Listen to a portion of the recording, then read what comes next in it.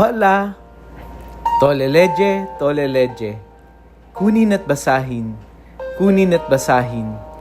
Ako po si Kuya Sam Pagaduan, ang inyong kasama sa ating lumalim at mamunga daily gospel reflection. Ngayon ay December 24, 2025. Ang mabuting balita ng Panginoon ayon kay San Lucas. Chapter 1, verse 67 to 79. Noong panahong iyon, napuspos ng Espiritu Santo si Zacarias na ama ni Juan at nagpahayag ng ganito, "Purihin ang Panginoong Diyos ng Israel, sapagkat nilingap niya at pinalaya ang kanyang bayan, at nagpadala siya sa atin ng isang makapangyarihang tagapagligtas mula sa lipi ni David na kanyang lingkod. Ipinangako niya sa pamagitan ng kanyang mga banal na propeta noong una na ililigtas niya tayo sa ating mga kaaway at sa kamay ng lahat ng napopoot sa atin. Ipinangako rin niya na kahahabagan ang ating mga magulang at aalalahanin ang kanyang banal na tipan.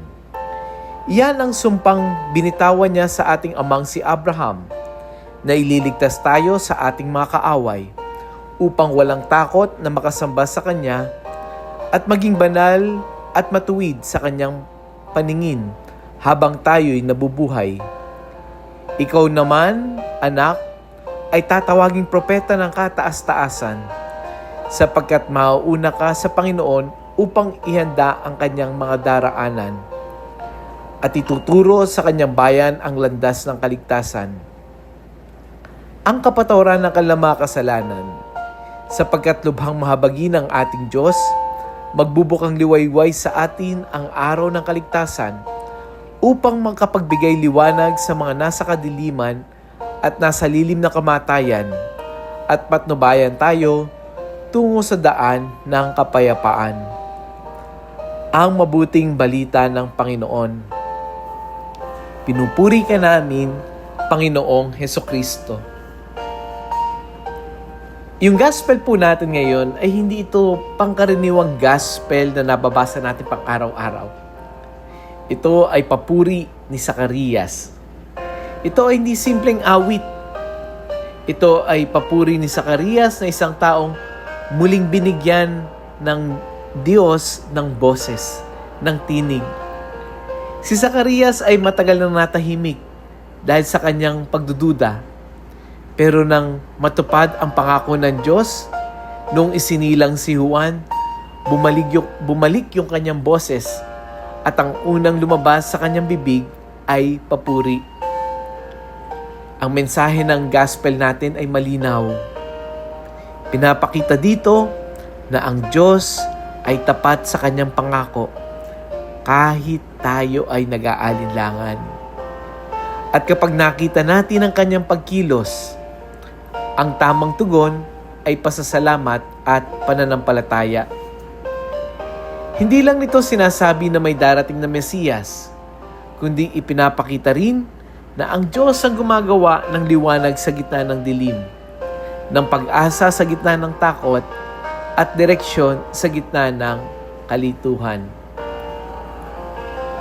Kung tutuusin, December 24 na, marami sa atin ay parang si Zacarias. Ito yung mga panahon na natatahimik na lang tayo. Hindi dahil wala tayong paniniwala, kundi dahil napagod na tayong umasa. Dumating na ba sa punto ng buhay mo na parang, "Ay, sige na nga, kung ano na lang. Mananahimik ka na lang, at lagi mo sinasabi, come what may." Marahil may mga pangakong matagal mo nang hinihintay. Yung kaginawahan ng buhay, kaginawahan ng pamilya, pangako ng paggaling ng mahal sa buhay. Maaring ikaw yung matagal na naghihintay na magkaroon ng ano bang direksyon ko sa trabaho? Tutuloy pa ba ako o lilipat na? Maraming naghihintay, nagdududa kung kailan darating yung kapayapaan ng puso. At minsan, naiisip natin, gusto nating magtanong, Lord, may mangyayari pa ba? O ito na talaga? Ito ang good news. Kumikilos ang Diyos kahit hindi pa natin nakikita. At kapag dumating ang tamang oras, ang dating katahimikan natin ay mapapalitan ng papuri. Ang takot natin ay mapapalitan ng tapang. Ang liwanag, ang siyang halili sa dilim na kinakaharap natin ngayon. Sabi sa gospel, sumisikat sa atin ang bukang liwayway mula sa langit.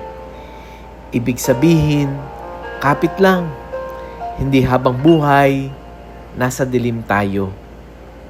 Kaya ngayong araw na ito, ngayong bisperas ng Pasko,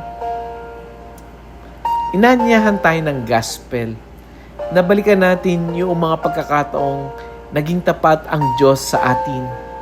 O hindi ba, halos 1 week na lang ang 2025 pero tingnan mo, eto pa rin tayo, nakatayo pa rin tayo. Ini-invite din tayo ng gospel na matuto tayo magpasalamat kahit hindi pa kumpleto yung sagot.